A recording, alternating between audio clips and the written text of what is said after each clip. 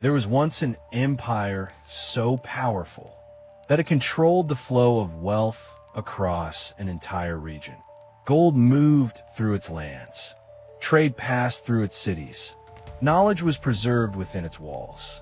It was not just rich, it was dominant. This was the Songhai Empire, and for a long time, nothing truly threatened it. Its armies were strong. Its influence was vast. Its position seemed secure. But power has a weakness that most people don't see. It makes you believe that what worked yesterday will work tomorrow, and that belief can destroy everything. Because while the empire remained confident, the world was changing far beyond its borders. A different kind of warfare was emerging, not based on tradition, not based on numbers, but based on technology. Gunpowder, weapons that could break formations before they even closed distance. Weapons that made old strategies feel powerful, but ineffective. And when that new force finally appeared, it did not look overwhelming. It was smaller, less numerous, less impressive at first glance. But it carried something the Empire did not fully understand. A different way of fighting. And that difference was everything. At first, the Empire did not see danger, because from their perspective, they still had the advantage. More soldiers, more experience, more control, but they were preparing for a battle they understood, not the one that was coming. And that was the first mistake, because strategy is not about fighting your battle. It is about understanding your enemy's battle. And they did not. As tension grew, decisions had to be made. Quickly, confidently, without hesitation. But confidence, without clarity, is dangerous because it leads to action without understanding. And that is exactly what happened. Instead of adapting, they relied on what had always worked. Instead of studying the new threat, they assumed it could be handled the same way as the old ones. Instead of changing, they repeated, and repetition in a changing world is failure in slow motion.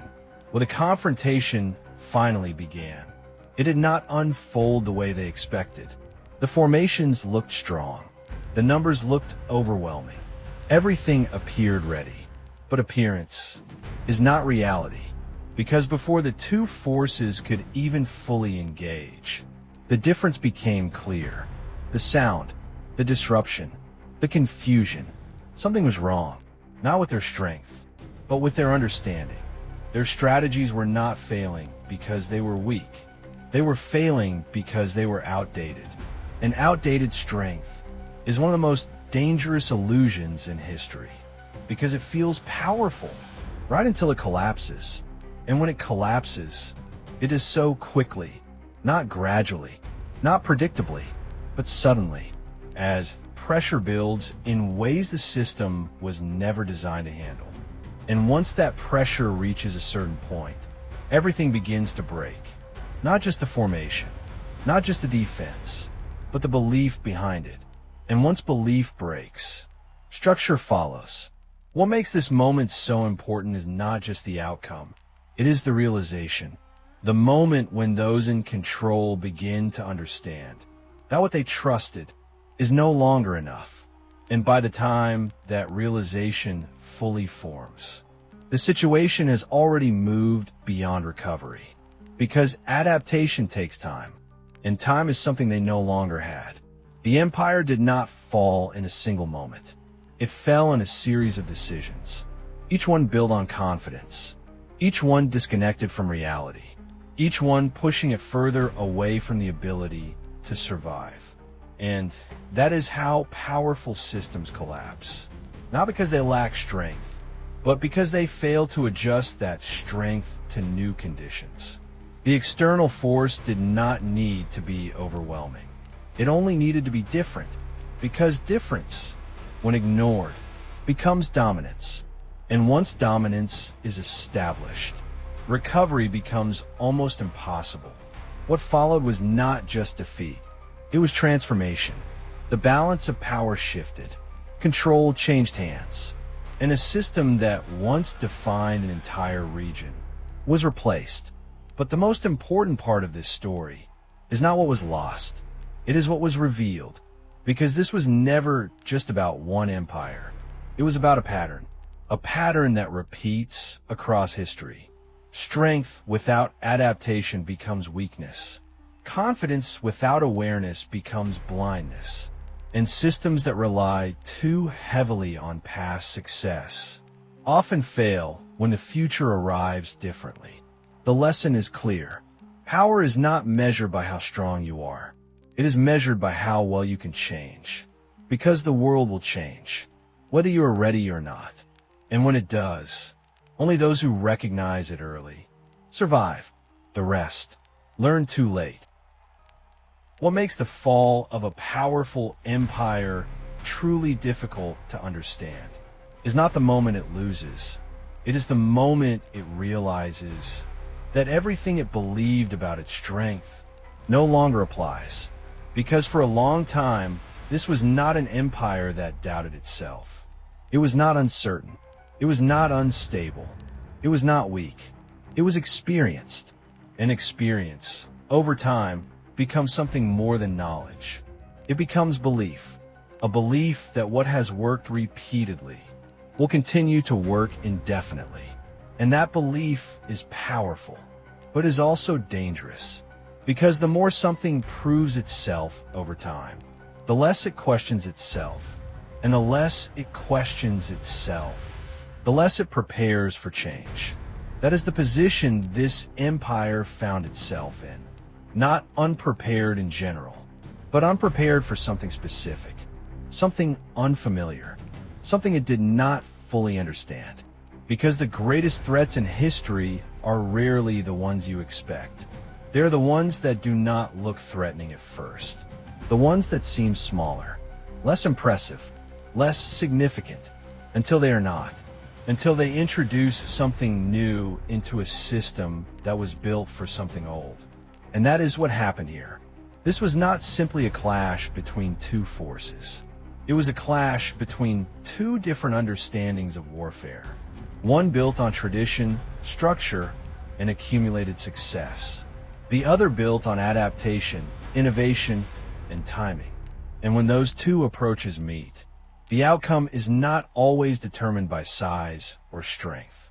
It is determined by relevance. Because relevance decides whether your strengths still matter, or whether they have already become limitations. And that is the part that is hardest to see from within. Because when you're inside a system that has always worked, it does not feel outdated. It feels reliable. It feels proven. It feels safe. But safety in a changing environment can become a form of blindness. Not intentional blindness, not careless blindness, but structural blindness. A condition where the system itself makes it difficult to recognize change early enough. And by the time that change becomes visible, it is already too late to respond effectively. That is why the collapse felt sudden, even though it was not. Because from the outside, the moment of failure looks like a single event.